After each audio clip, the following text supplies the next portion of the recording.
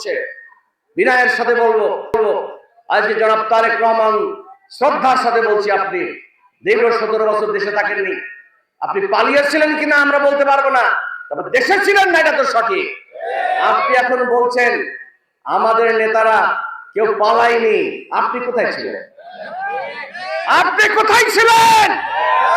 আপনি আমাদের ইঙ্গিত দেন আমরা নাকি পিন্ডিতে, আমরা নাকি ঠিকানা পিন্ডিতে। জামাত ইসলামের লোকেরা জীবন দিয়েছে, ফাঁসি কাটতে গিয়েছে, একটা লোক দেশ ছাড়া হয় নাই, ঠিক কিনা বলে?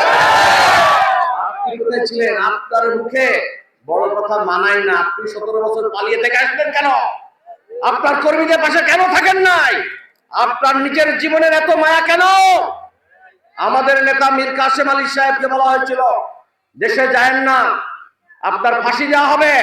উনি বলেছিলেন না বাংলাদেশ আমার দেশ, আমি ওই দেশে যাব। উনি এসছেন, উনাকে হত্যা করা হয়েছে। উনার ছেলে মীর কাস আহমদ বিন আরমান, তাকে ব্যারিস্টার আরমান, এখন ঢাকা 14 আসনের এমপি প্রার্থী, তাকে 8 বছর আপনার গুম করে রাখা হয়েছিল। ছেলেকে গুম করে নিয়ে বাপকে হত্যা করা হয়েছিল। এত কিছু করা হয়েছে আমাদের উপরে। আপনি যদি বলেন আমাদেরকে ঠিকানা দেন, আপনার পিন্ডির লোক, কিন্তু আপনাকে ভাবতে হবে আপনার ঠিকানা কোথায়। অ্যাবসলিউটলি বলবো, আপনার প্রিয় মাতা বেগম খালেদা জিয়া দেশপ্রেমী, কোনো সন্দেহ নেই।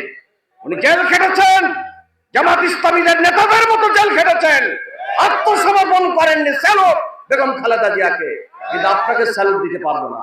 আপনি দেশ ছেড়ে 17 বছর পালিয়েছিলেন। আপনি আজকে জামাত ইসলামী নেতাদের নিয়ে যেসব কথাবার্তাগুলো বলছেন, দুঃখজনক, দিক শতদিক।